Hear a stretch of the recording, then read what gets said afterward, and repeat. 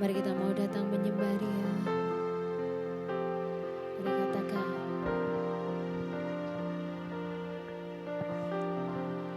ku menyembah dalam kudus hadirat-Mu, hampiri tahta kasih karunia-Mu Bapa.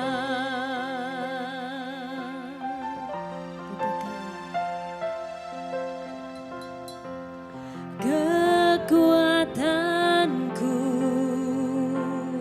hanya dalam hadirat-Mu, Yesusku. Hanya Kaulah segalanya.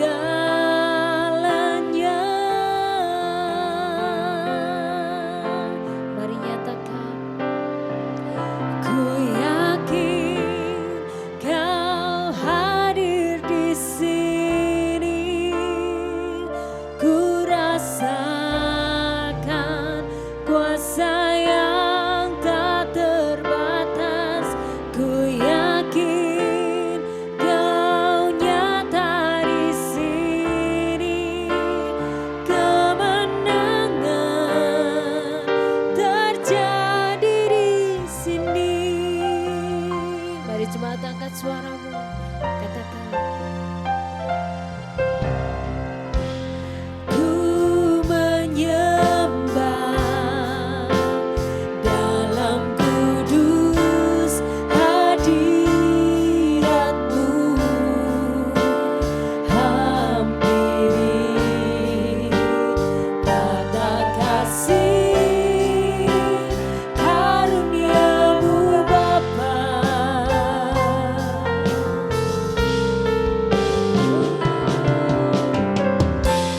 Kekuatanku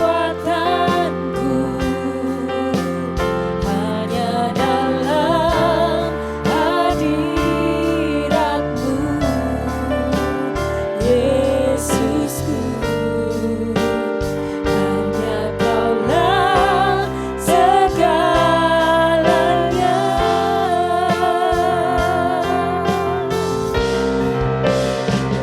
Ku yakin Kau hadir di sini.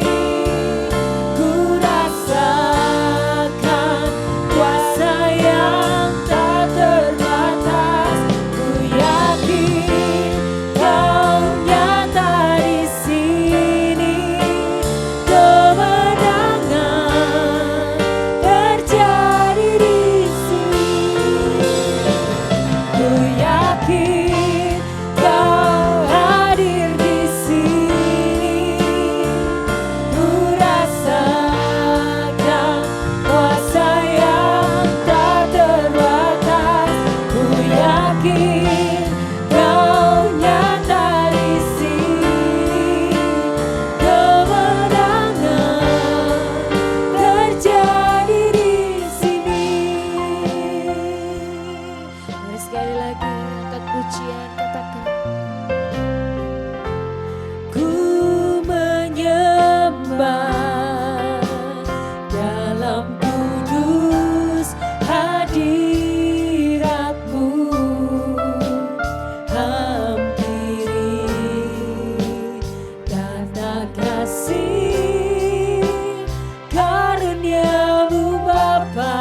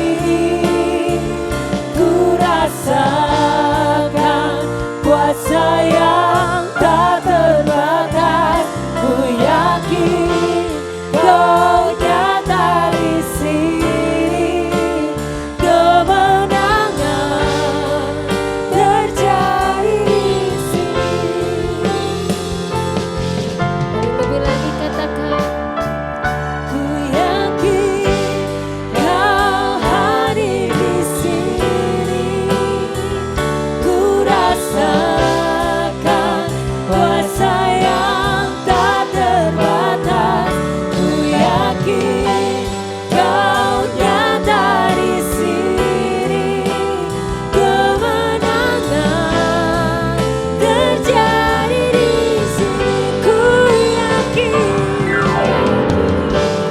Kau hadir di sini, ku rasakan kuasa yang tak terbatas. Ku yakin Kau nyata di sini, kemenangan terjadi di sini. Ku yakin Kau hadir di sini, ku rasakan kuasa yang tak terbatas. Ku yakin Kau nyata di sini, kemenangan terjadi di sini. Mari katakan, ku yakin Kau hadir di sini, ku rasakan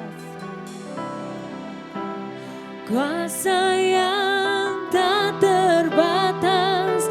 Ku yakin Kau nyata di sini, kemenangan terjadi di sini. Ku yakin Kau hadir di sini, ku rasakan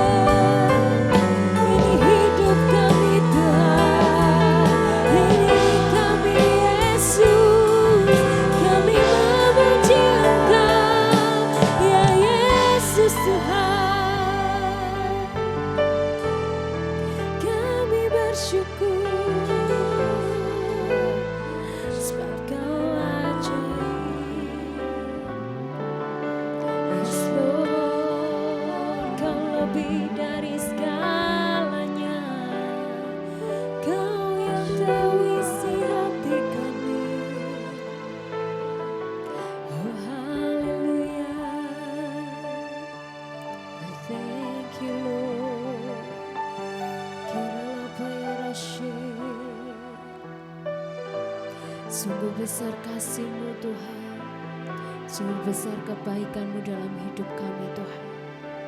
Bahkan apa yang tidak pernah kami pikirkan sebelumnya, Engkau menyediakan bagi kami. Kami percaya Yesus, Kau Tuhan Allah yang lebih dari setiap kata yang kami ucapkan.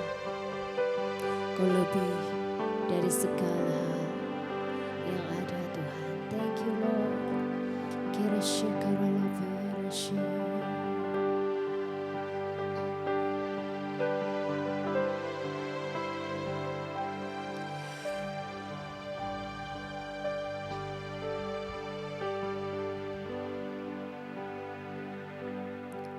Sungguh Engkau tahu, tak ada yang tersembunyi. Katakan, lebih dari kata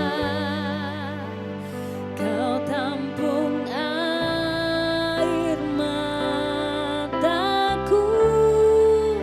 Hanya padamu ku berserah. Katakan, Kau Tuhan penolong di hidupku. Kekuatanku hanyalah di dalam-Mu. Kau setia memulihkanku.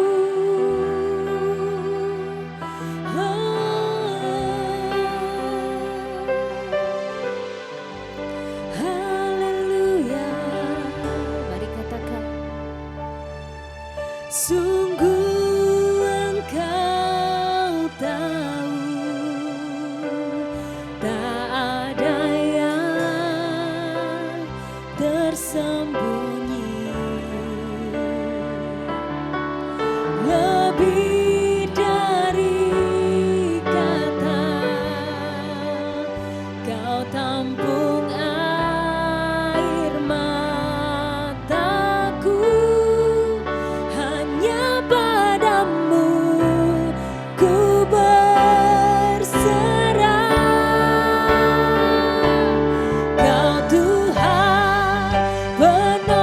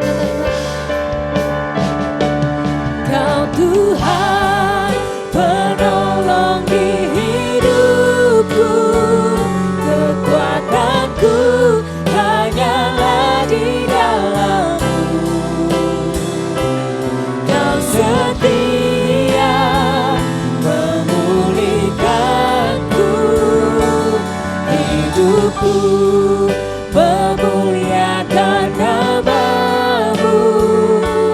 Nama-Mu menaungi hidupku. Kau setia, Kau setia mengayomi hidupku. Mari lebih lagi kita mau katakan, Kau Tuhan penolong di hidupku. Kekuatanku hanyalah di dalam-Mu. Kau setia memulihkanku.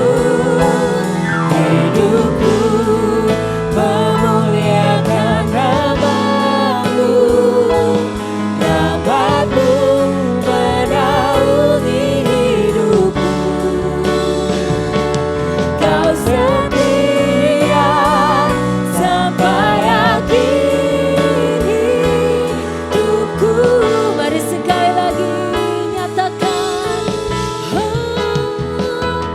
Kau Tuhan penolong di hidupku. kekuatanku Hanyalah di dalam-Mu. Kau setia memulihkanku. Hidupku memuliakan nama-Mu. Nama-Mu menaungi hidupku. Kau setia sampai akhir hidupku.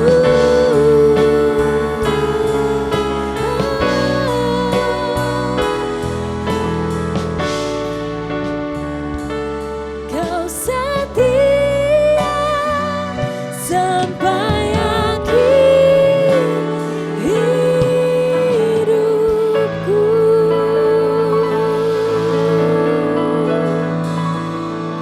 Terima kasih Tuhan, sungguh Engkau Allah yang setia dalam hidup kami.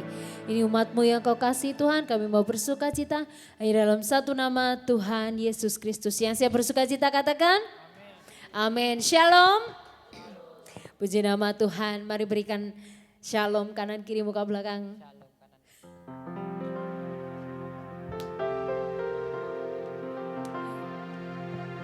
Haleluya.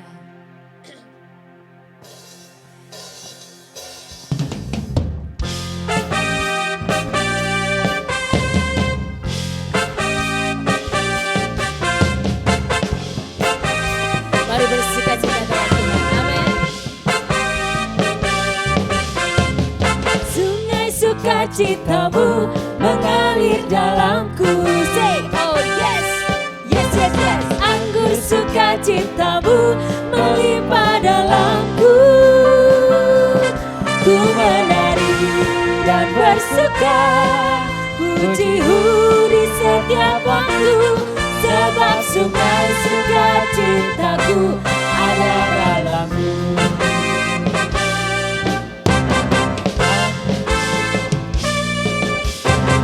Sungai sukacitamu mengalir dalamku. Say, yes, yes, yes. Anggur sukacitamu melimpah dalamku. Ku menari dan bersuka, pujimu di setiap waktu. Sebab sungai sukacitamu ada dalamku. Katakan, Mengalir bersamamu, bersuka di dalammu. Mengikutimu Tuhan dalam kegerakanmu. Melayanimu Tuhan di dalam sukacitamu. Sebab hanya Tuhan yang membuat suka cintaku penuh.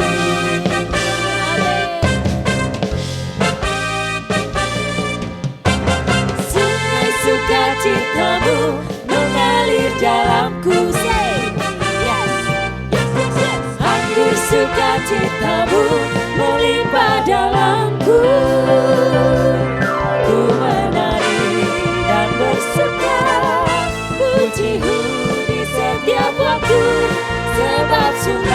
sukacitamu ada dalamku.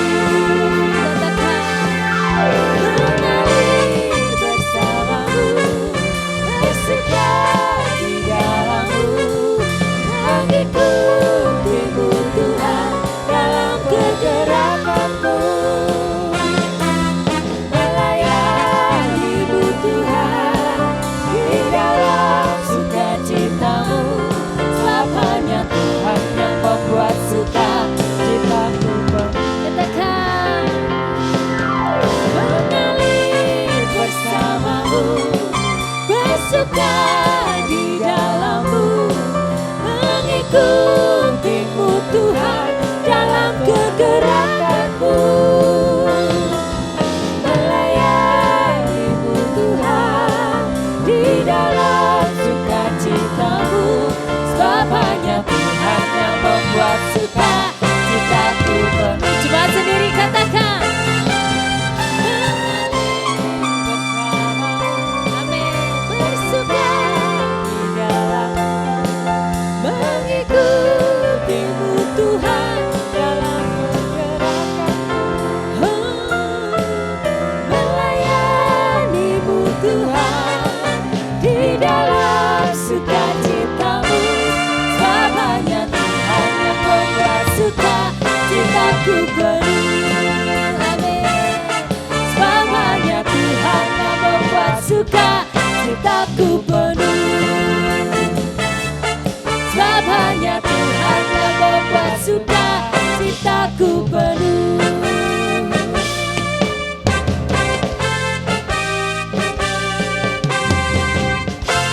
Mari beri sorak-sorai untuk nama Tuhan. Haleluya. Coba mau bersukacita lebih lagi. Amin. Mari kita naikkan pujian dengan ucapan syukur lebih lagi.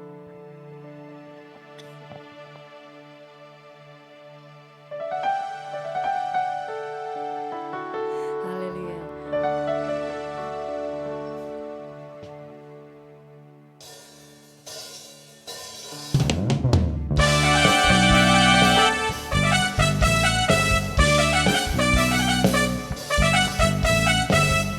Mari terima sukacita yang daripada Tuhan. Amin. Terima sukacita surga, itulah kekuatan bagi jiwa. Ku dapat rasakan kasih-Nya di tengah badai yang bergelora. Terima sukacita surga, itulah kekuatan bagi jiwa. Ku dapat saksikan kuasa-Nya, taklukkan badai yang bergelora.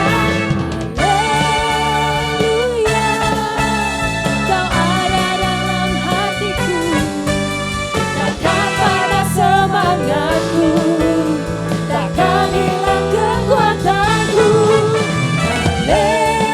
Haleluya, ku mau bersorak bagimu, sukacita surga nyata penuhiku.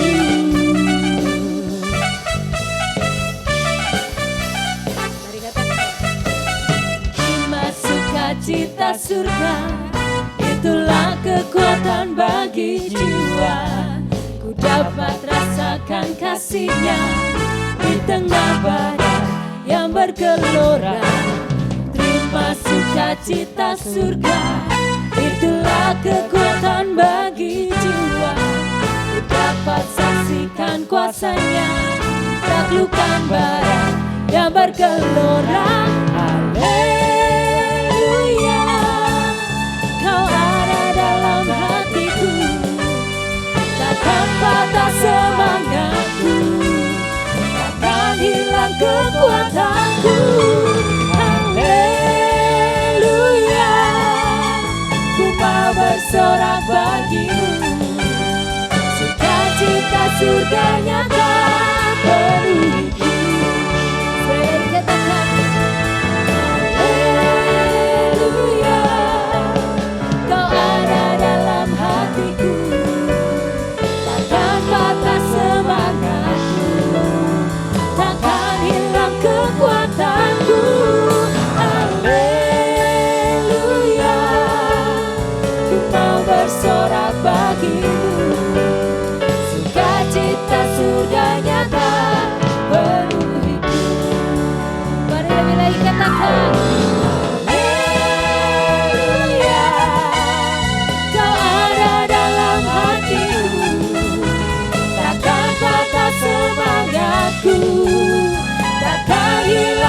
kekuatanku. Haleluya, ku mau bersorak bagimu. Sukacita surga nyata penuhiku. Mari katakan, Sukacita surga nyata penuhiku. Oh, sukacita surga nyata penuhiku.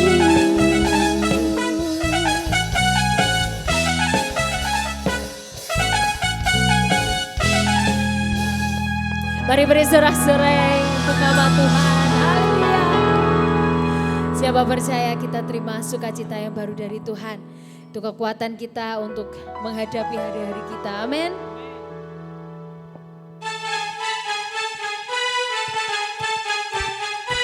Mari bertepuk tangan, kita memuji Tuhan lebih lagi. Katakan.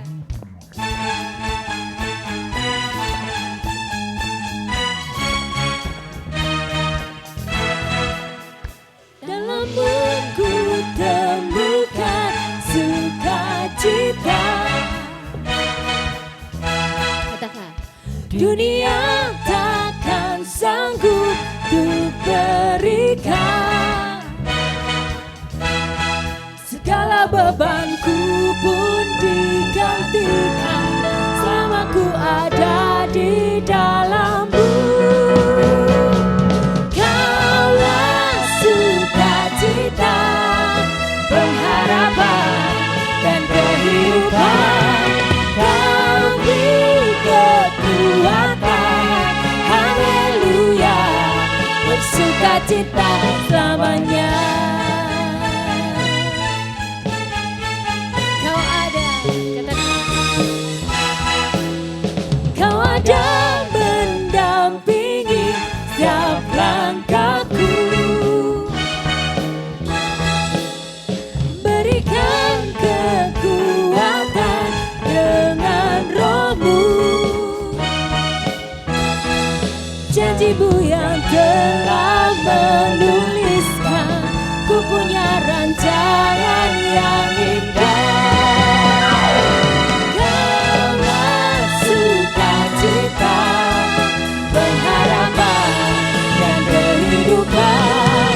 Kau beri kekuatan, haleluya, haleluya. Kaulah sukacita, pengharapan dan kehidupan. Kau beri kekuatan, haleluya, bersukacita selamanya. Mari sekali lagi. Dalammu ku temukan sukacita. Dunia takkan sanggup ku berikan. Segala bebanku pun digantikan selama ku ada di dalammu. Kaulah sukacita, pengharapan dan kehidupan. Kau beri kekuatan, haleluya, haleluya. Kaulah sukacita, pengharapan dan kehidupan. Kau beri kekuatan, haleluya, haleluya. Kaulah sukacita, Jemaat katakan. harapan dan kehidupan. Kau beri kekuatan, haleluya, haleluya. Katakan. Kaulah sukacita, pengharapan dan kehidupan. Kau beri kekuatan, haleluya, haleluya. Kaulah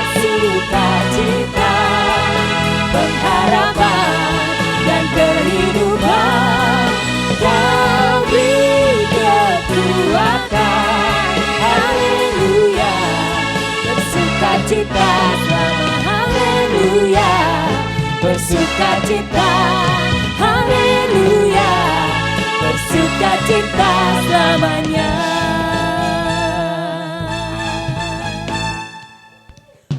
Mari beri sorak-sorai untuk nama Tuhan. Haleluya. Silakan duduk kembali saudara yang kasih Tuhan.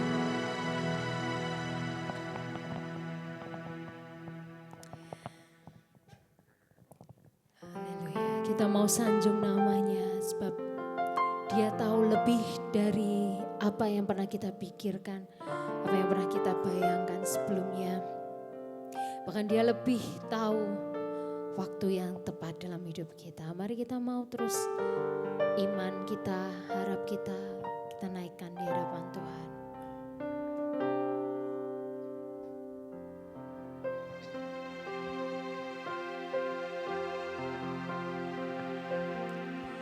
Engkau Tuhan yang setia, waktumu selalu yang terbaik. Engkau Tuhan sandaranku, dan ku hanya kan berharap padamu. Satu-satunya yang ku percaya,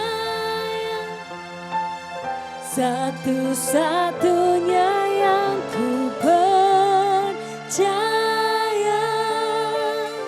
Engkau sumber kekuatan, sumber pengharapan, sumber kedamaian. Satu-satunya yang ku andalkan, satu-satunya yang ku percaya, Engkau Tuhan memberkati, Tuhan penyembuhku, Tuhan pemulihku. Mari jemaat angkat suaramu. Katakan. Engkau Tuhan yang setia, waktumu selalu yang terbaik. Engkau Tuhan sandaranku, dan ku hanya kan berharap padamu. Satu-satunya yang ku andalkan, satu-satunya yang ku percaya, Engkau sumber kekuatan, sumber pengharapan, sumber kedamaian. Satu-satunya yang ku andalkan, satu-satunya yang ku percaya, Engkau Tuhan memberkati, Tuhan penyembuhku, Tuhan pemulihku. Mari semangat katakan. Satu-satunya yang andalkan, satu-satunya yang ku percaya, Engkau sumber kekuatan, sumber pengharapan, sumber kedamaian. Satu-satunya yang ku andalkan, satu-satunya yang ku percaya, Engkau Tuhan memberkati, Tuhan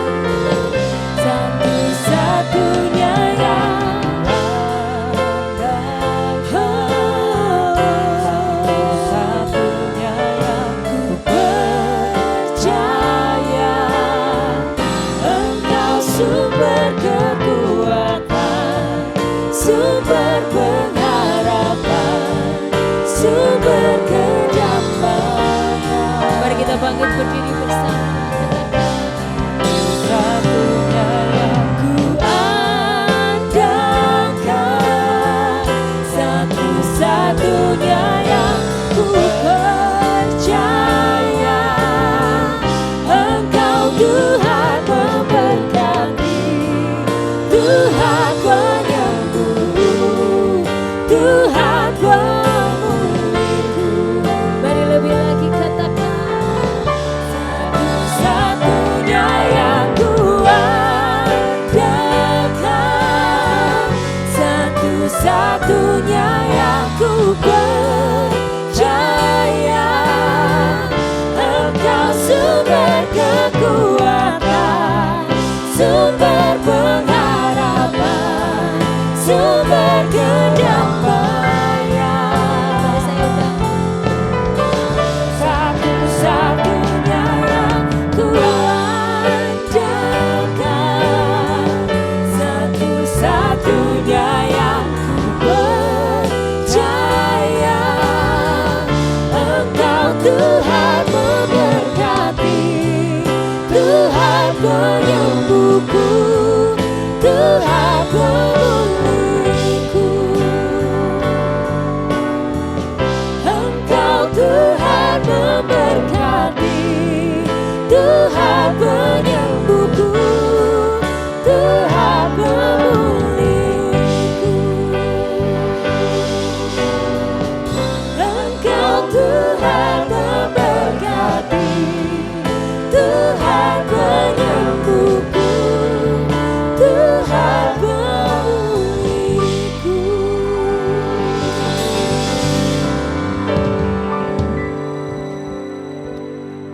Sidang jemaat dipersilakan duduk kembali tetap dalam hadirat Tuhan. Mari kita sehati sepikir dan sepakat berdoa. Bapa, tidak ada kata yang pantas kami ucapkan kecuali kami bersyukur karena sore hari ini di minggu pertama di bulan Juli kami boleh hadir di dalam Dewan Musyawarah-Mu yang agung untuk membawa segala persoalan hidup kami dan pengharapan kami yang pasti hanya ada di dalam-Mu. Maka perkenankanlah kami sujud syukur, mohon pertolongan-Mu dan limpahilah kami dengan belas kasihan-Mu. Sehingga lewat kuasa firman-Mu kami boleh disegarkan kembali, dipulihkan, dilepaskan, disembuhkan, dan dilindungi. Terima kasih Tuhan. Engkau memberkati setiap umat-Mu yang hadir dan seluruh kerabat-kerabat kerja Allah yang sudah ambil bagian di dalam pelayanan sore hari ini. Terima kasih Bapa di dalam surga dan segala kuasa roh-roh jahat yang ingin mengganggu dan ingin menghalang-halangi berkat ibadah sore hari ini. Kami mempergunakan otoritas kuasa nama-Mu di atas segala nama. Dalam nama Tuhan Yesus kami perintahkan pergi. Jangan engkau ikut campur di dalam pertemuan Dewan Musyawarah yang agung ini. Terima kasih ya Tuhan. Terima kasih di dalam nama Tuhan Yesus Kristus. Mari yang percaya sama-sama katakan amin. Shalom. Selamat sore, selamat kita boleh bersama-sama menikmati ibadah raya minggu pertama di bulan Juli. Maka saya sampaikan salam damai sejahtera dan sukacita bagi kita semua. Amin. Nah, nubuatan Alkitab tentang menjelang akhir zaman selain masa sukar akan terjadi dan membuat keadaan manusia yang egois. Itu tentu sering kita dengar kalau saudara gemar membaca akan firman Tuhan, maka nubuatan Allah ini tidak boleh diabaikan. Bahkan nubuatan Allah itu pasti digenapi dan pasti terjadi. Nah, selain nubuatan di dalam 2 Timotius pasal 3, kalau saudara seringkali mendengar, maka juga akan ada nubuatan dari para nabi atau rasul yang lain. Maka nubuatan itu dinyatakan akan ada penyesat, guru-guru palsu, para pengejek-pengejek, dan yang perlu kita garis bawahi adalah roh pemecah belah yang akan diadakan oleh orang-orang tertentu. Karena mereka disebabkan hidup tanpa pimpinan Roh Kudus. Mereka hanya mengandalkan akal pikirannya, namun tidak berdasarkan petunjuk daripada Tuhan. Nah, oleh karena itu mari kita mendasari kebenaran firman Tuhan ini supaya kita waspada terhadap yang namanya roh pemecah belah. Ya, roh pemecah belah ini nanti pada ujungnya adalah membawa kita kepada maut. Kita buka kitab Yudas ayat 18 sampai dengan 19. Yudas, kitab Yudas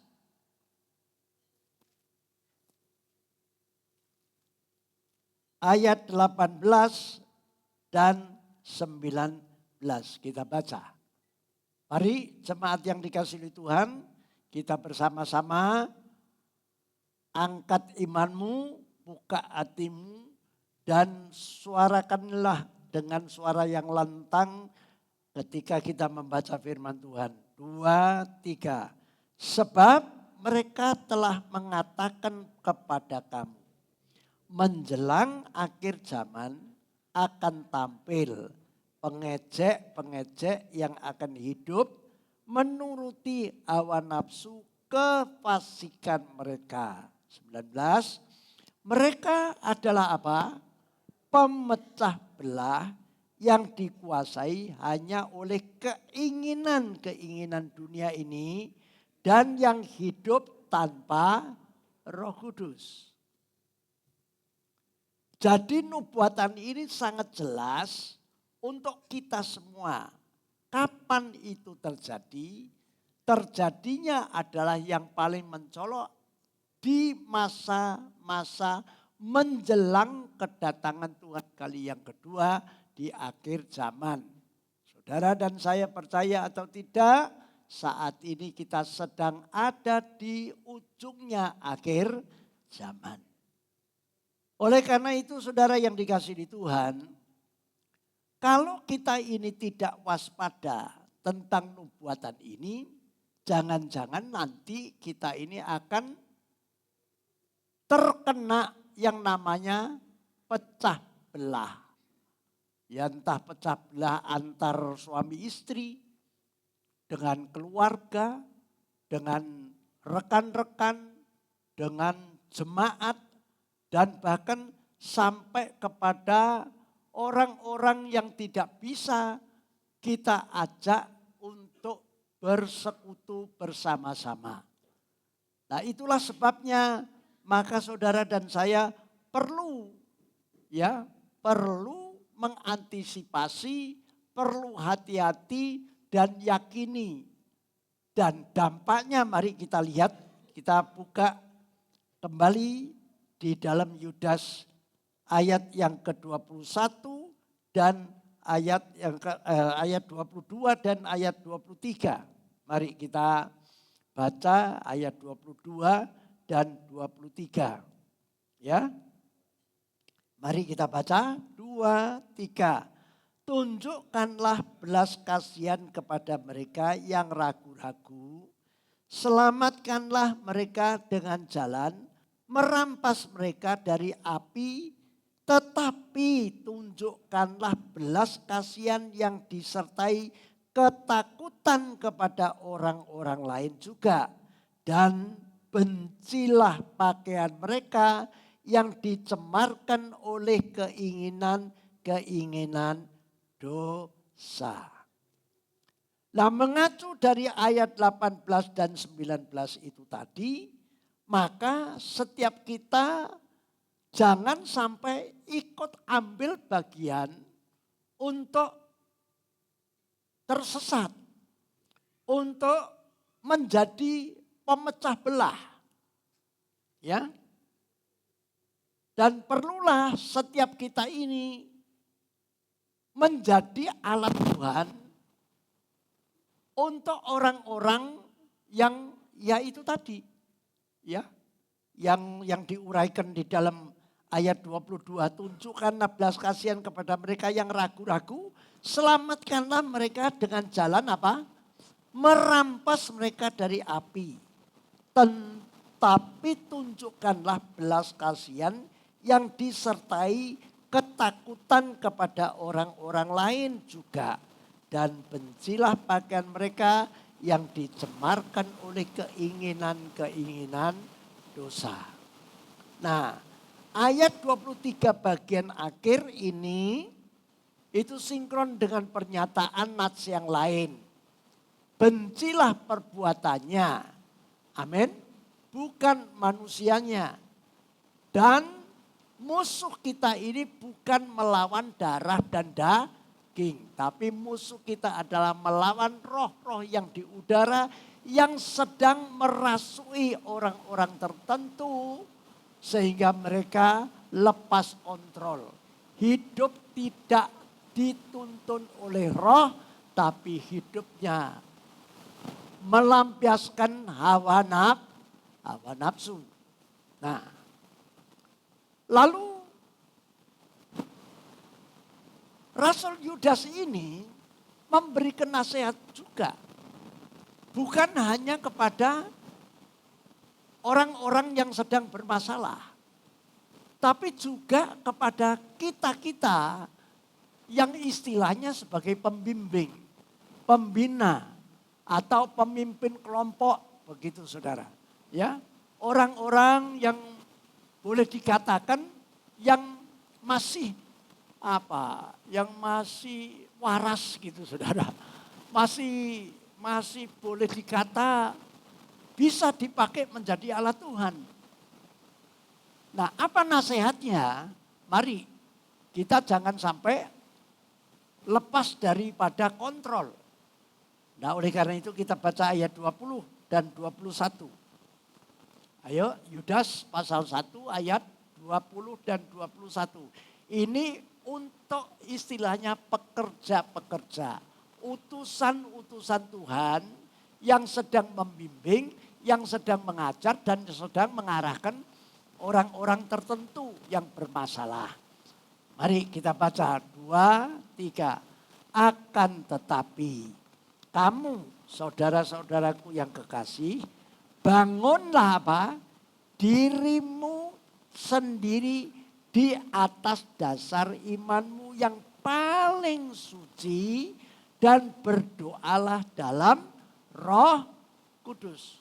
Nah, kita sebagai istilahnya hamba Tuhan, alat Tuhan, atau pengerja, atau orang-orang sebagai pembimbing, itu perlu membangun diri kita di atas dasar iman yang paling suci dan perlu melengkapi berdoa dalam Roh Kudus. Artinya berdoa dalam Roh Kudus ini melakukan segala tindakan-tindakan harus memiliki pernyataan-pernyataan dari Roh.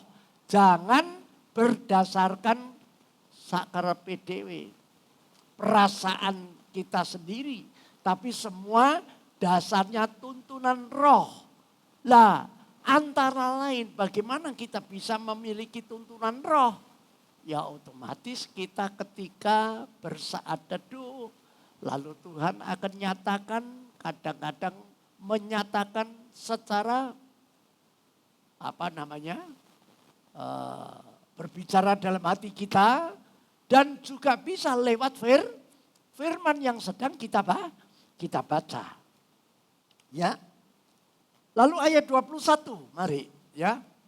Peliharalah dirimu demikian dalam apa? Kasih Allah. Sambil menantikan rahmat Tuhan kita Yesus Kristus untuk hidup yang kekal. Jadi ketika kita menjalankan misi atau menjalankan tugas sebagai pembimbing, sebagai pengarah, sebagai pengajar, maka jikalau kita ini berdasarkan akan tuntunan roh, maka tentu Tuhan itu akan ikut bekerja sehingga membuat misi kita ini berhasil untuk sampai kepada hidup yang kekal. Ya.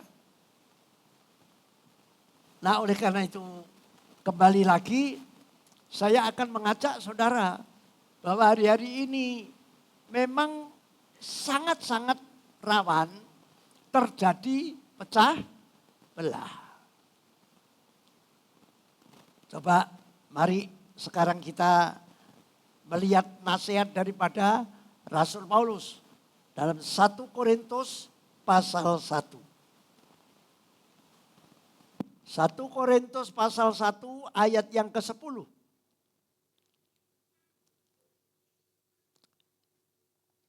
1 Korintus pasal 1 ayatnya yang ke-10. Mari kita baca. 2, 3. Tetapi aku Paulus menasehatkan kamu saudara-saudara demi nama Tuhan kita Yesus Kristus. Supaya kamu seia sekata. Dan jangan ada perpecahan di antara kamu. Tetapi sebaliknya supaya kamu erat bersatu dan sehati sepikir. Mari kita jangan lewatkan ayat ini, kata per kata perlu kita teliti. Nah, apa yang dimaksudkan di dalam ayat 10 ini yang dinyatakan supaya kamu apa? Seia sekata. Yang namanya seia sekata itu tidak ada perbantahan. Tapi tolong ini tidak bisa dipungkiri. Ternyata kita ini seringkali suka berdebat. Karena apa? Tidak bisa seia sekata. Pendapatnya lain, lalu tafsirnya lain, perkiraannya lain.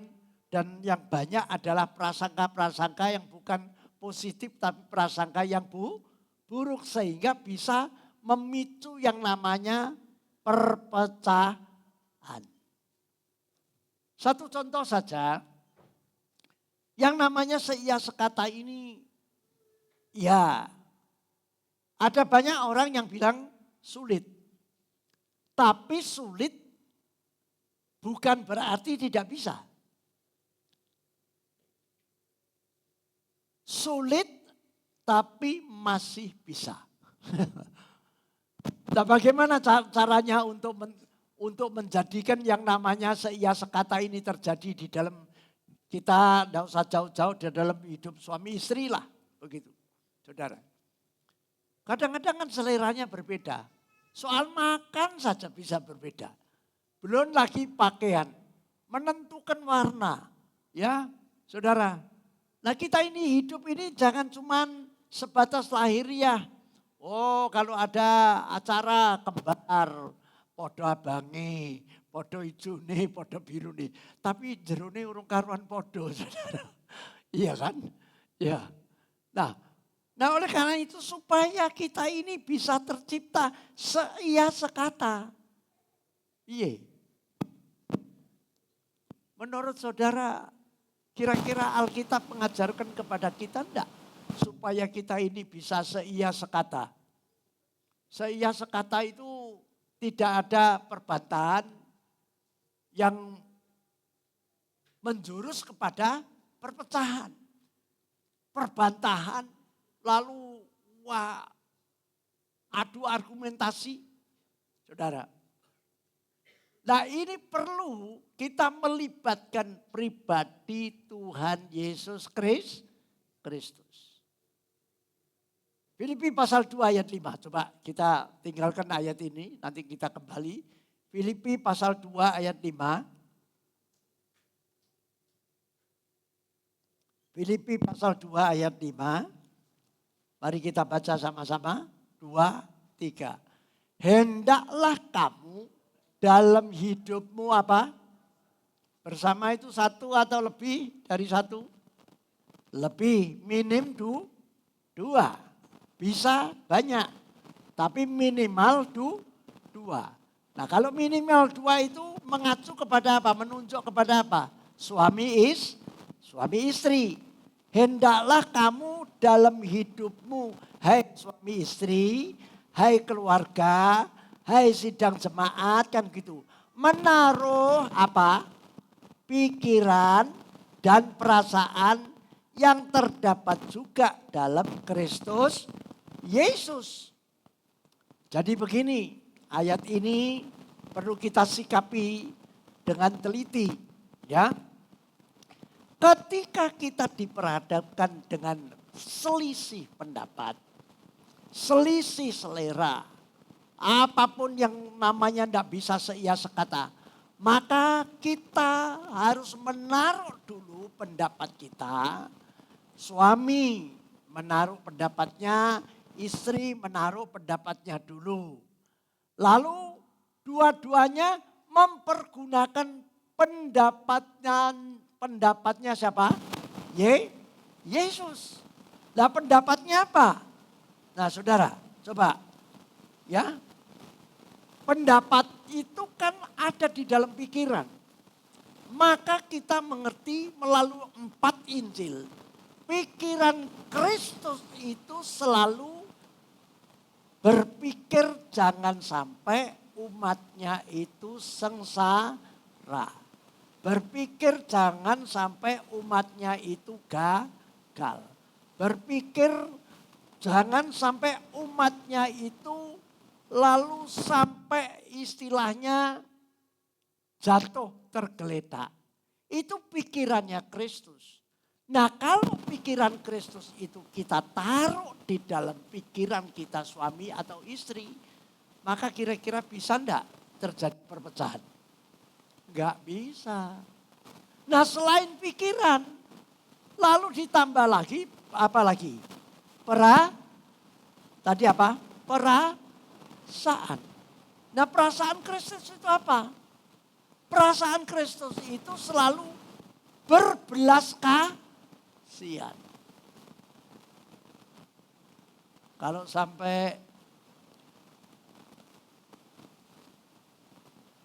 tengah malam nanti mereka pulang setelah ibadah, pada waktu itu ada sekitar kurang lebih 5.000 orang, belum termasuklah perempuan dan anak-anak. Maka para muridnya itu tidak punya perasaan, perasaannya sudah suruh pulang aja. Tapi Yesus bilang, engkau harus memberi makan. Karena apa? Karena Yesus punya perasaan belas kasihan. Jangan sampai nanti pulang dia lapar di tengah jalan semaput. Kan begitu. Lalu disuruh mengadakan apa? Makan harus ada kata-kata engkau harus memberi mereka makan. Lah akhirnya muncullah pertanyaan. Orang sebegini banyaknya bagaimana kita bisa mengadakan warung-warung di kampung-kampung itu sudah pada tutup. Tidak ada yang buka. Di sini cuma ada 5 ketul roti dan 2 ikan. Nah ketika para muridnya itu menyamakan perasaannya dengan Yesus. Maka ketika 5 ketul roti dan 2 ikan itu diserahkan ke dalam tangan Yesus. Maka terjadilah pelipat gandaan. Artinya gini, yang mustahil menjadi tidak ada yang mustahil.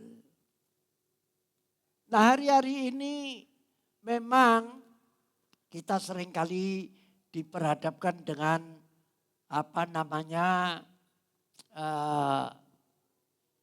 antara realita dengan firman Tuhan itu kadang-kadang kayak bertabrakan. Tapi sebetulnya tidak. Firman Tuhan itu selalu paralel dengan ilmu pengetahuan dan keadaan manusia. Dan firman Tuhan itu tidak bisa kalah. Malah up to date, lebih dari segalanya. Kok menengah ya?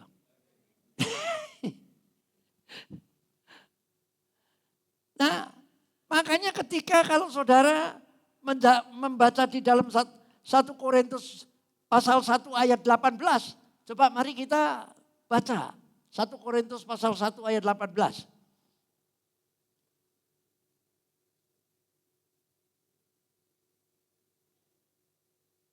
Mari kita baca 2, 3. Sebab pemberitaan tentang salib memang adalah kebodohan bagi mereka yang akan binasa. Tetapi bagi kita yang diselamatkan, pemberitaan itu adalah kekuatan Allah. Mari kita perlu menjabarkan tentang salib ini. Kalau berbicara tentang salib, itu merupakan karya Allah yang terbesar yang tidak mungkin bisa dikerjakan oleh yang namanya manusia. Siapa yang mau berkorban untuk orang lain? Apalagi menyerahkan nyawanya untuk orang lain. Tidak ada, saudara. Hanya Yesus. Makanya dikatakan pemberitaan tentang salib memang adalah kebodohan. Seolah-olah, tidak mungkin. Masa iya? Kan begitu saudara. Amen. Nah ini merupakan wujud kasih Allah yang tertinggi. Yang dikaruniakan kepada kita yang percaya. Nah makanya ayat ini dinyatakan. Tetapi bagi kita yang diselamatkan, pemberitaan salib itu adalah kekuatan Allah. Amen. Jadi terserah Anda mau pakai kekuatan Allah atau kekuatan dunia. Nah seperti itu. Makanya hari-hari ini kita perlu lebih lekat lagi kepada Tuhan. Seperti apa yang disampaikan oleh hambanya hari Kamis yang lalu. Anda mau menyenangkan Tuhan atau menyenangkan manusia? Mau dengan cara Tuhan atau dengan cara manusia? Nah, kalau hari-hari ini nyata tidak ada satu orang pun di antara kita yang bisa menyelesaikan masalah hidup kita. Percayalah. Yang pasti cuma sementara kelihatannya kayak bisa, tapi nyatanya tidak sampai tuntas. Tidak sampai, saudara. Tidak sampai bisa menyelesaikan masalah kita masing-masing. Ya, apalagi kita sedang menghadapi resesi ekonomi. Nah, oleh karena itu kembali, mari saya akan mengajak saudara untuk menyikapi bagaimana caranya saudara ini ketika menjadi alat daripada Tuhan. Apakah kita ini tidak diberikan petunjuk? Sebab saudara yang menjadi pelayan Tuhan atau menjadi utusan Tuhan, menjadi hamba Tuhan adalah tidak diperkenan untuk memakai cara dunia. Apalagi kalau saudara sudah ketemu dengan orang yang berulang kali, seringkali sudah dinasehati, sudah diberitahu, masih tetap ngotot aja. Istilahnya tidak berubah. kadang-kadang memanfaatkan kasih dari kita itu lalu untuk kepentingannya dia sendiri, sedangkan tidak membuat dia bisa berubah. Satu contoh kalau saudara perhatikan, ya kita bukan tidak boleh untuk menolong seseorang, misalkan ya kalau saudara lihat di traffic light, saya kenceng-kenceng, ya masih muda-muda. Kadang-kadang kalau kita berpikir ada orang yang merasa, waduh gak dikai sakno ya. Tapi ternyata orang-orang itu setelah mengumpulkan uang, dibuat apa? Kedal, kedul, saudara. Kalau hanya untuk dibuat makan, ya keperluannya dia sehari-hari, it's okay. Tapi kalau dibuat yang enggak, lah kita kan sama dengan meracuni dia, betul enggak? Iya. Namun demikian, maka mari kita perlu mempergunakan cara Tuhan untuk menjadi alat Tuhan, menyadarkan orang-orang tertentu itu supaya mereka itu juga memperoleh pemeliharaan dari Tuhan dan diselamatkan. Amen. Galatia pasal 6 yuk. Galatia pasal 6 ayat yang pertama dan kedua. Galatia pasal 6 ayat 1 dan 2. Mari kita baca sama-sama. 2, 3. Saudara-saudara, kalaupun seorang kedapatan melakukan suatu pelanggaran, maka kamu yang rohani harus, garis bawahi harus memimpin orang itu ke jalan yang benar. Dalam apa? Kasar, norak, mempermalukan? Tidak.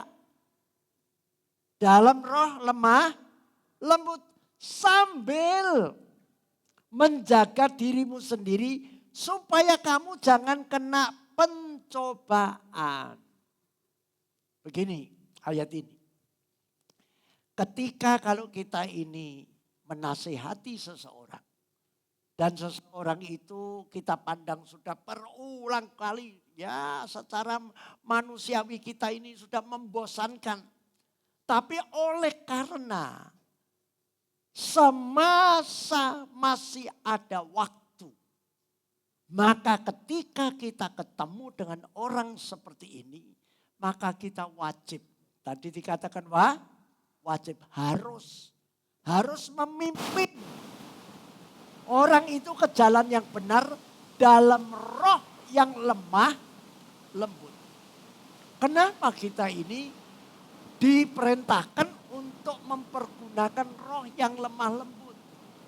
Karena kalau ketika kita ini membimbing dia dengan cara yang kasar, dengan cara yang gregetan begitu, saudara, jangan-jangan kita sendiri nanti akhirnya akan ikut apa? Bukan orang rohani yang lebih rohani, ya podo dengan mereka. Dan Tuhan tidak ingin agar supaya kita ini yang sudah melakukan misi dari Tuhan, lalu kita ini sama-sama nilainya podo karena marah-marah. Karena dengan bersungut-sungut lalu dengan umpatan-umpatan atau kata-kata yang kasar. Oleh karena itu disarankan harus memimpin ke jalan yang benar dalam roh yang lemah lembut. Dan sehingga sambil menjaga diri kita sendiri supaya kita juga jangan kena pencobaan. Jangan sampai kita ini sendiri karena maksudnya awalnya baik, karena gregetan, karena sudah merasa ini bolak-balik ini sehingga kita mengeluarkan kata-kata yang tidak pantas. Ya. Lalu kita sambung dengan 2 Korintus. Mari.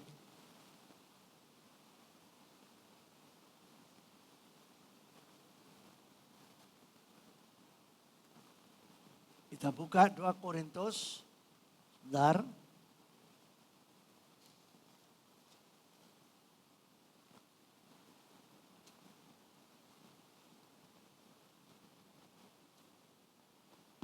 Dua Korintus pasal 2. 2 Korintus pasal 2. Kenapa kita ini perlu ketika menasehati seseorang harus dengan roh yang lemah lembut.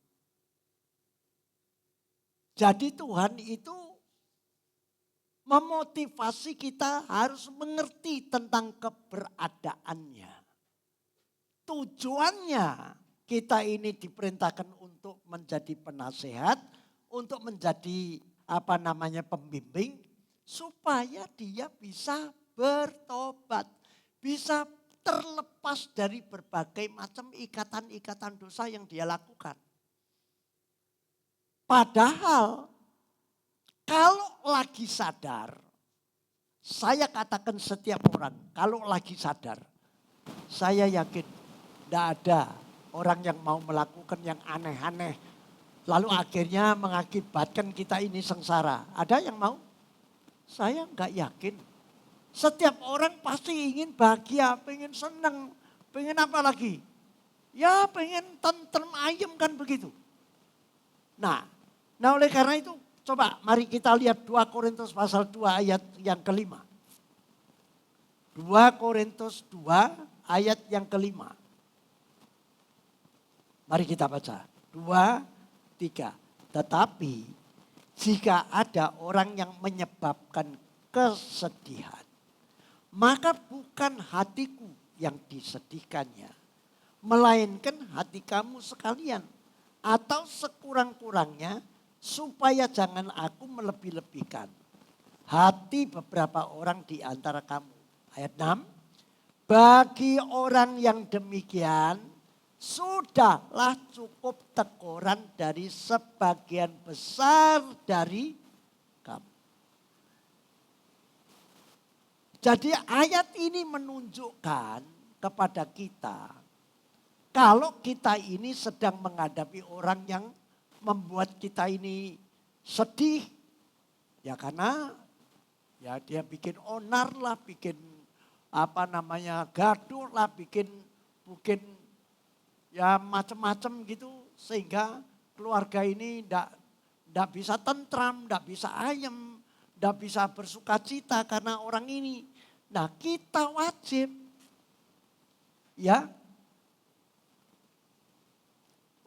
untuk menegur. Tapi menegur ini ya kita mesti jangan kehilangan tadi menasehati dengan lemah lembut. Tapi tegur ini kan keras. Nah Tuhan juga memberikan kepada kita caranya menegur. Cara menegur itu jangan sampai kita ini mempermalukan dia di hadapan umum. Maka Alkitab mengajarkan kepada kita, tegurlah dia secara 4 mata. Kalau ditegur loh saudara, yang namanya negur itu pasti agak keras. Tapi harus 4 mata. Kalau nanti secara 4 mata berulang-ulang tidak bisa, maka perlu dipanggilkan saksi. Kalau dipanggilkan saksi sudah berulang-ulang, tentu ini semua harus berdasarkan tuntunan roh. Jangan nanti karena emosi kita seperti tadi, makanya kita disuruh menjaga hati diri kita sendiri masing-masing. Jangan sampai kita ini kehilangan kebenaran sendiri. Ya, karena saking jengkelnya, saking ininya saudara. Karena Tuhan ingin yang dibimbing selamat, yang membimbing pun juga ikut selamat dua-duanya. Nah, khususnya bagi orang yang seperti ini, yang seperti tadi yang saya katakan bahwa tidak ada orang yang suka seneng jatuh itu tidak seneng. Coba mari saudara baca ayat selanjutnya. Ya.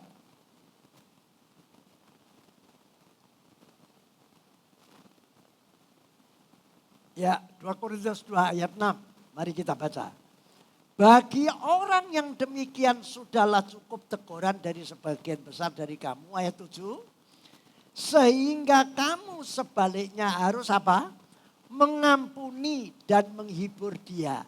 Supaya ia jangan binasa oleh kesedihan yang terlampau berat. Orang kalau sudah jatuh itu sedihnya berat sudah. Benar.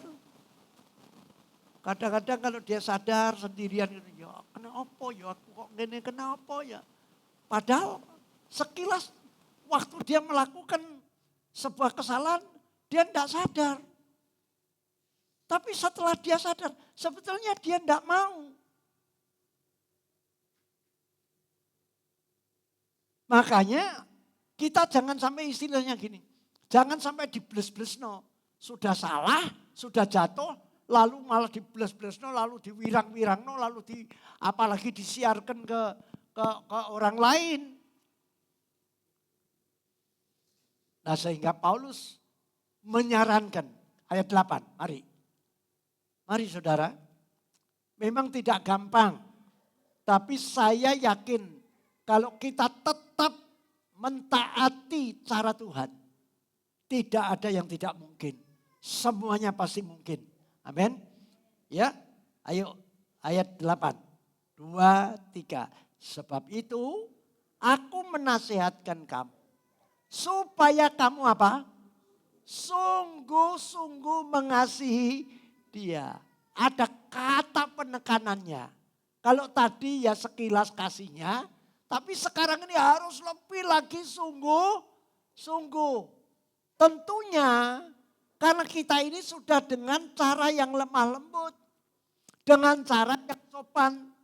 Tidak istilahnya menjatuhkan dia. Apa kalau bahasa Jawa jerono catu begitu sudah.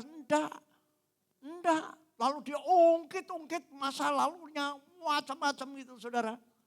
Orang sudah jatuh itu sakit. Ya, dia sebetulnya ingin bertobat. Maka butuhlah nasihat yang lemah lembut. Dan orang yang membimbing ini perlu memiliki kuasa Roh Kudus. Nah kuasa Roh Kudus itu yaitu tadi lemah lembut, panjang sabar, murah hati. Lalu apa? Kebaikan. Nah itu saudara. Dan juga punya penguasaan diri. Nah, semuanya ini kalau saudara perhatikan, Tuhan ingin jangan sampai kalau kita ini lost control, meskipun kelihatannya kita ini sedang membimbing, kita ini sedang mengarahkan, sedang menasehati, tapi kita dengan cara yang salah, yang kasar dan lain sebagainya sehingga menimbulkan apa? Yang tidak enak itu tadi. Nah ini bisa dipakai oleh iblis sebagai peluang. Ya, gini saudara akan dibisiin bagi yang membimbing. Ya, tuman niu, tuman gak kapok gak ngono. Wes menisat get no, saudara. Coba, saudara baca ayat 11. Kita lompat ayat 11.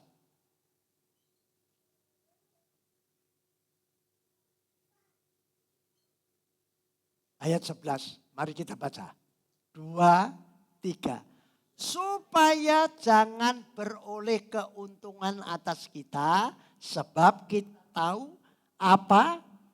Nah, supaya iblis jangan beroleh keuntungan atas kita. Kita ini yaitu tadi, antara pembimbing dan yang dibimbing.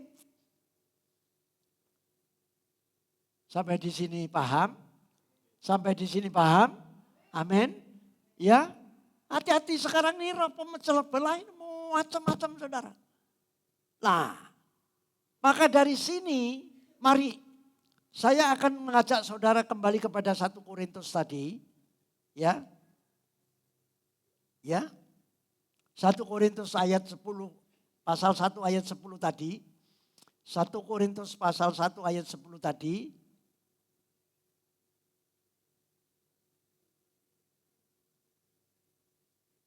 Nah, kalau kita ini melaksanakan berdasarkan nasihat dari firman Tuhan, maka kita dikatakan akan bisa tercapai seia sekata. Ya, bisa tercapai seia sekata. Kalau tercapai seia sekata, maka tentunya tidak ada perbantahan. Nah, ya, dikatakan, tetapi aku menasehatkan kamu saudara-saudara demi nama Tuhan kita Yesus Kristus, supaya kamu seia sekata dan jangan ada perpecahan di antara kamu. Tetapi sebaliknya supaya kamu erat bersatu dan sehati sepikir. Apa yang dimaksudkan erat bersatu?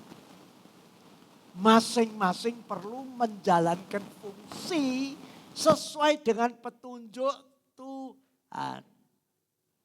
Yang dinasehati perlu legowo, wis dak usah bantah. Yang menasehati jangan dengan kasar, tapi dengan lemah lembut. Nah di situ, saudara. Oleh karena itu kembali lagi, mari jemaat yang dikasihi oleh Tuhan, hari-hari ini benar kita rasakan kok. Yang namanya roh pemecah belah itu sedang marak terjadi di mana-mana. Nah jemaat perlu waspada, jangan sampai kita ini terprovokasi dengan ulah-ulah manusia. Apalagi sekarang ini di medsos ada banyak berita hoax, belum lagi ada banyak ramalan-ramalan tentang masa depan, tentang ekonomi, tentang apapun ada di berseliweran. Ya, sampai-sampai ya ada beberapa hamba Tuhan yang juga mengomentari yang ngomong macam-macam, lalu menubuatkan ini, menubuatkan itu. Ya saya tidak anti nubuatan. Yang mereka nubuatkan, ya kalau itu dari Tuhan, amin, gitu aja. Nah, saudara ya, nah, kita tidak usah repot-repot ketika ada seorang hamba Tuhan bernubuat, ya kita lihat nubuatnya jadi enggak gitu saudara. Kalau tidak jadi buat ya tidak jadi ya itu namanya nubuat, bukan nubuatan saudara. Makanya kita jangan mau terombang-ambingkan dengan sekarang ini yang marak terjadi di mana-mana. Maka perlulah di antara kita ini yang namanya waspada. Ya.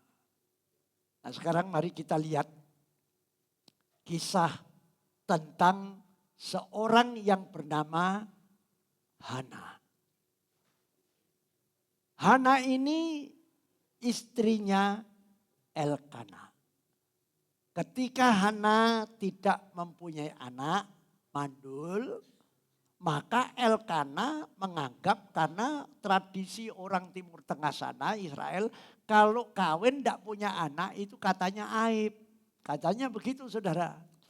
Nah sehingga dia mengambil seorang madu yang namanya Penina. Nah sekarang pertanyaannya. Ketika Elkana suami dari Hana mengambil istri muda, kira-kira Hana sakit hati enggak, saudara? Ayo, sakit hati enggak? Ya, tentu saudara, ini enggak bisa dihindari. Tapi yang luar biasa, Hana itu bisa bertahan. Bertahannya dari mana? Ketika Penina ini Alkitab mencatat bertahun-tahun itu Ya membuli dia, mandul, tidak punya anak, gini macam-macam. Kamu mungkin saja kamu ini wanita sial, mati tidak diberkati, kamu dikutuk Tuhan dan lain sebagainya. Coba sudah mandul, lalu mendapatkan pembulian seperti itu, tentu hatinya sakit, saudara. Tapi saudara perhatikan, ketika Hana diperlakukan seperti ini, dia tetap mengikuti suaminya setiap tahun pergi ke bait suci untuk mempersembahkan korban. Dan dia hanya bisa apa? Menangis. Belum lagi ketika dia sangat sedih dan dilihat oleh suaminya. Sebetulnya ya sudah bertahun-tahun suaminya lihat, tapi satu ketika suaminya berkata kepada Hana, "Kenapa engkau sedih? Tidak mau makan, tidak mau minum kok sampai ini. Bukankah aku ini suamimu lebih berharga dari yang lainnya? Masih ada aku kok kamu ini?" Nah padahal kalau saudara perhatikan, lah kalau dia bisa menyatakan seperti itu, ya mestinya ya enggak usah ngambil istri muda, saudara. Betul enggak? Nah malah ini kontradiksi kalau saya katakan. Ini namanya munafik, cuma ingin menutupi akan kesalahannya atas tindakannya. Tapi saudara perhatikan ketika Hana mengambil sikap, lalu dia berdoa, dan dari sini saya mendapatkan pelajaran. Orang benar, meskipun ditindas, meskipun dibuli, meskipun dianiaya, meskipun diperlakukan dengan tidak adil, namun kalau dia tetap mempertahankan keutuhan akan hidup nikahnya dengan Elkana, maka Tuhanlah yang berkarya membuka pintu rahimnya dan dia punya anak. Luar biasa, saudara. Saudara perhatikan. Ya karena dia tidak ini, meskipun ada sakit hati, tidak mungkin tidak sakit hati, tidak mungkin, saudara. Cuma sakit hatinya itu dilampiaskan dengan mencucurkan air mata setiap tahun, saudara, di bait suci. Dan dia lampiaskan kepada Tuhan. Dan Tuhan tahu. Itulah nas firman Tuhan yang menyatakan bahwa pertolongan Tuhan itu tepat pada waktunya. Dan dia tidak pernah mengulur-ngulur waktu. Amin. Dan dia sangat paham kekuatannya Hana itu sampai di mana. Dan pada waktu itulah jawaban Tuhan dilaksanakan. Maka dia lahir dan melalui sebuah nasarnya bahwa nanti kalau aku punya anak laki-laki. Bayangkan. Coba saudara. Ini dahsyatnya kuasa doa orang percaya. Orang benar. Benar. Orang benar itu doanya kuasanya besar. Sampai ketika dia berdoa kepada Tuhan dan dia berkata, kalau aku melahirkan seorang anak laki-laki. Nah ini. Permohonan di dalam doanya adalah seorang anak laki-laki. Maka aku akan menyerahkan dia kepada Tuhan seumur hidupnya. Dan jawaban Tuhan pasti sesuai dengan permintaannya. Maka ini berarti doa orang benar itu besar kuasanya. Amin. Jadi dia laksanakan. Tuhan laksanakan, lahirlah seorang laki-laki. Dan Hana memberikan dia nama Samuel. Dan diserahkan kepada Imam Eli untuk menjadi hambanya di bait suci. Nah saudaraku yang dikasihi oleh Tuhan. Dan masih ada banyak hal. Kalau saudara mempelajari ketika Yakub mendapatkan sebuah tingkah yang salah. Dia berdusta, membohongi kepada siapa? Ayo, kakaknya bernama Esau. Ya saudara, hak kesulungannya dicuri. Nah saudaraku yang dikasihi oleh Tuhan sehingga mengakibatkan dia lari. Maka di perjalanan ketika dia bergumul, berdoa di dalam ketakutannya. Nah ini di sini kita perlu ngambil pelajaran. Ketika Yakub yang si pendusta ini tadi, pembohong ini tadi, yang juga melakukan sesuatu yang salah di hadapan Tuhan terhadap kakaknya Esau. Maka ketika dia lari, dia takut karena Esau itu terkenal orangnya gagah besar gitu, seorang pemburu, ya, suka berburu binatang liar. Jangan-jangan nanti aku juga nanti dipanah, disate. Makanya dia lari dan atas petunjuk daripada baik bapaknya maupun ibunya, dia disuruh pergi ke Laban, sanaknya si siapa? Rahel. Dan saudara tahu ketika dia datang ke sana di perjalanan dia membangun mizpah dan dalam ketakutan dia juga ditemui oleh Tuhan.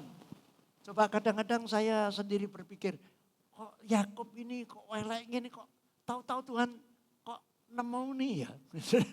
Di tengah jalan lalu dia bermimpi. Nah, bermimpi ketemu Tuhan. Ada malaikat yang naik turun dari surga. Lalu berfirman, menyampaikan firman Tuhan kepada Yakub. Bahwa dia nanti akan dijadikan apa? Bangsa yang besar. Dari keturunanmu lah semua suku bangsa itu akan menyembah Tuhan. Dan pada akhirnya ketika Yakub yakin lalu dia berdasar. Kalau memang itu terjadi nanti aku dalam perjalanan di mana Tuhan menyediakan roti untuk dimakan, air untuk diminum dan aku aman dan dari berbagai macam malapetaka dan mara bahaya, maka aku akan menjadikan engkau Tuhan adalah Allahku. Luar biasa. Nah saudara, ternyata ketika proses dengan Laban juga saya katakan ya menjadi alat Tuhan. Untuk membalas apa yang pernah diperbuat oleh Yakub. Nabor itu nuai.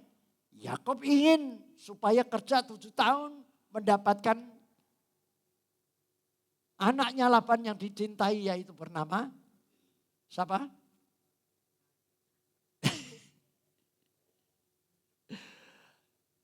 Istrinya Yakub siapa? Rahel. Ya saudara.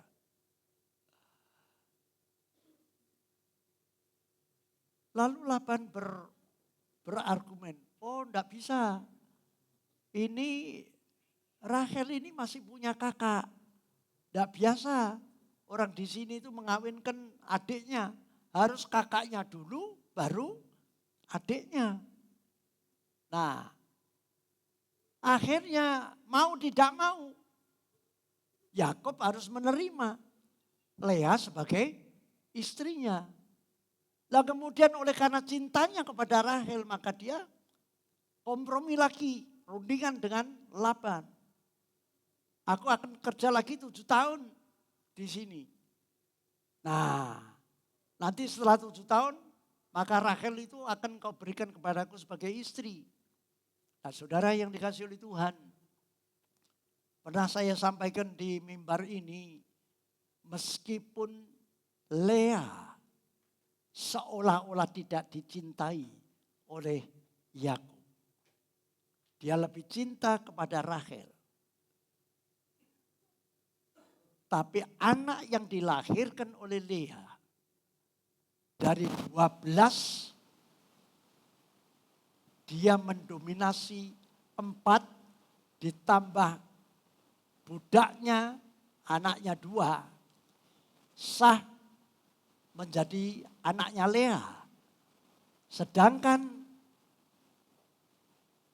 Rahel cuma anaknya 2 dan ditambah lagi 2 lagi siapa?